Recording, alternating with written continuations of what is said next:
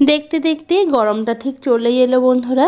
আর এই গরমের সময় অতিরিক্ত তেল মশলাযুক্ত খাবার যেমন খেতে ভালো লাগে না, তেমনি রান্না করতেও ভালো লাগে না।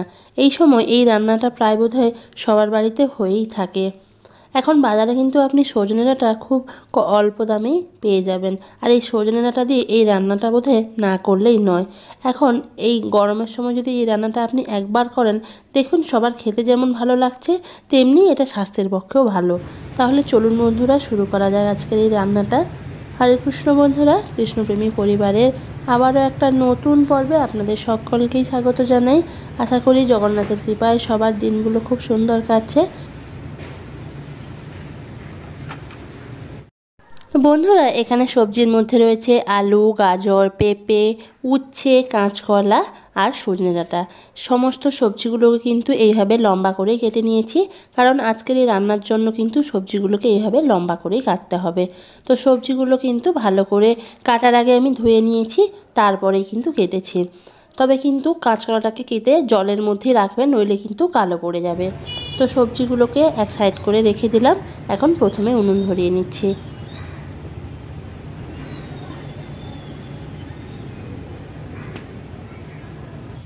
প্রথমে এখানে আজকের এই রান্নাটার জন্য একটা স্পেশাল ভাজা মশলা বানিয়ে নিচ্ছি। তার জন্য কড়াইয়ের মধ্যে দিয়ে দিলাম 1 থেকে 1.5 চামচ পরিমাণ পাঁচফোড়ন। পাঁচফোড়নটাকে কিন্তু ভালো করে একটু ভেজে তারপরে তুলে নেব।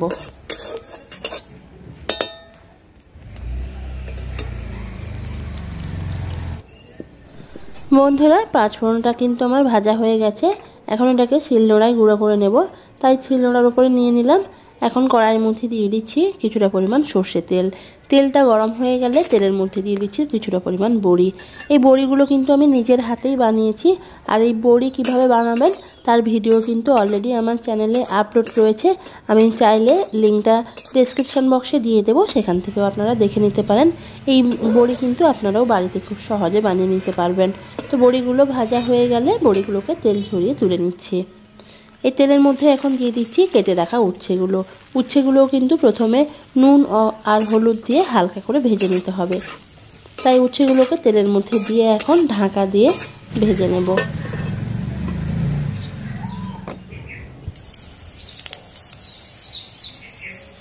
উচ্ছেগুলোকে আগে থেকে এইভাবে একটু যদি ভেজে নেওয়া যায়, তাহলে উচ্ছের মধ্যে যে তীব্র তেতো ভাবটা থাকে ওটা থাকে না, ফলে তরকারিটাও পুরো একদম তেতো হয়ে যায় না।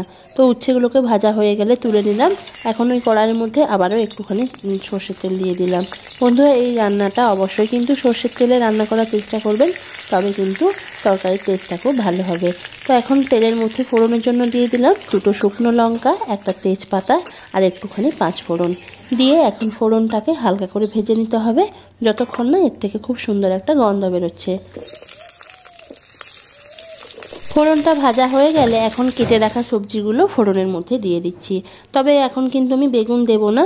আপনারা চাইলে বেগুনটাকেও তেলে হালকা করে ভেজে নিতে পারতেন, কিন্তু বেগুন যেহেতু অতিরিক্ত তেল খায় সেই কারণে কিন্তু বেগুনটাকে আমি ভাজলাম না। বেগুনটাকে একটু পরেই দেব, তবে কখন বেগুনটা দিতে হবে সেটাও কিন্তু বলে দেব। তো এখানে বাকি সবজিগুলো দিয়ে দিলাম, আর পরিমাণ মতো লবণ আর হলুদ দিয়ে সবজির সাথে ভালো করে মিশিয়ে নিতে হবে। লবণ আর হলুদটা ভালো করে মেশানো হয়ে গেলে এখন ঢাকা দিয়ে 2 থেকে 3 মিনিটের জন্য রান্না করে নিচ্ছি।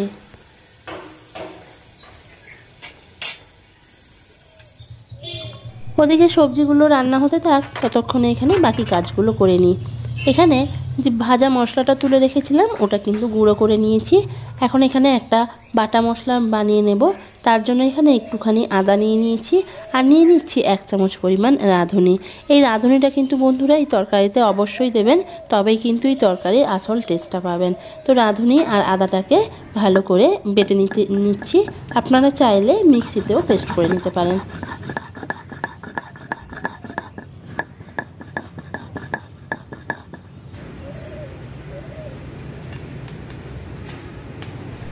দু 3 মিনিট সবজিগুলো একটু রান্না করে নিয়ে এখন এখানে দিয়ে দিচ্ছি কেটে রাখা বেগুনগুলো। আমি যদি বেগুনটা প্রথমেই দিয়ে দিতাম, যেহেতু আলু গাজর সেদ্ধ হতে সময় লাগে, তাই বেগুনটা প্রথমেই দিয়ে দিলে কিন্তু বেগুনটা একেবারে রান্নার শেষে কিন্তু ঘেটে যেত। তাই বেগুনটা কিন্তু একটু সবজিগুলো রান্না করে তারপরে দিতে হবে, তাহলে কিন্তু বেগুনটা আর একেবারে ঘেটে যাবে না। তো এখন বেগুনটাকে দিয়ে সবজির সাথে মিশিয়ে নিয়ে আবারও ঢাকা দিয়ে এটাকে 3 থেকে 4 মিনিটের জন্য রান্না করে নিচ্ছি। বন্ধুরা, প্রায় 15-16 দিন হয়ে গেল আমি কোনো ভিডিও আপলোড দিইনি। তার জন্য প্রথমেই ক্ষমা চেয়ে নিচ্ছি, কারণ আমি মায়াপুর পরিক্রমায় চলে গেছিলাম। সেখান থেকে ফিরে বাড়ি গেছিলাম, বাড়িতে বাবার শেষ কাজ কমপ্লিট করে তারপরে আবার কাজের জায়গায় ফিরেছি। যাই হোক, এই কাজগুলো আমাকে করতেই হতো, সেই কারণেই কিন্তু এই কদিন কোনো ভিডিও বানানো হয়নি। যাই হোক, এদিকে সবজিগুলোও দেখতে পাচ্ছেন হালকা করে ভাজা হয়ে গেছে। এখন এখানে দিয়ে দিচ্ছি বেটে রাখা আদা আর রাঁধুনির পেস্টটা।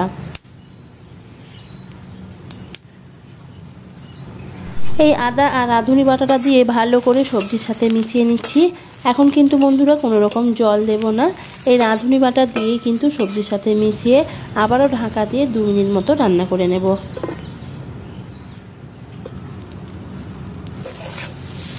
রাঁধুনি বাটা দিয়ে 2 মিনিট রান্না করে নিয়ে যখন দেখতে পাবেন সবজিগুলো প্রায় অর্ধেক সেদ্ধ হয়ে যাবে, তখন এখানে দিয়ে দিচ্ছি 1 বাটি পরিমাণ দুধ।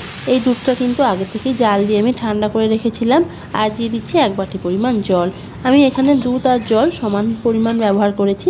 আপনারা চাইলে এখানে শুধু দুধেও করতে পারেন, তবে এখানে এই রান্নার জন্য অবশ্যই কিন্তু দুধটা ব্যবহার করবেন, তবে কিন্তু এই রান্নাটা খেতে ভালো লাগবে। আর দিয়ে দিলাম স্বাদ মতো পরিমাণ লবণ, দিয়ে ভালো করে সবজির সাথে মিশিয়ে ঢাকা দিয়ে 2 থেকে 3 মিনিট আবারও রান্না করে নেব। তো আজকে কি রান্না বানাচ্ছি সেটা কিন্তু এতক্ষণে আশা করি আপনারা বুঝে গেছেন। এইভাবে 2-3 মিনিট রান্না করা হয়ে গেলে যখন দেখতে পাবেন সবজিগুলো প্রায় সেদ্ধ হয়ে যাবে, তখনই এখানে দিয়ে দিতে হবে ভেজে তুলে রাখা বড়ি আর উচ্ছেগুলো। এই সময় কিন্তু উচ্ছে আর বড়িটা না দিলে, এরপরে কিন্তু দিলে বন্ধুরা দেখতে পাবেন সবজির একদম জুসটা থাকবে না, কারণ বড়ি কিন্তু অনেকটাই জুস টেনে নেয়। সেক্ষেত্রে কিন্তু এরকম অবস্থাতেই আপনাকে বড়িটা দিতে হবে। দিয়ে ভালো করে সবজির সাথে মিশিয়ে নিয়ে আবারও 1 থেকে 1.5 মিনিট ঢাকা দিয়ে রেখে দেবো।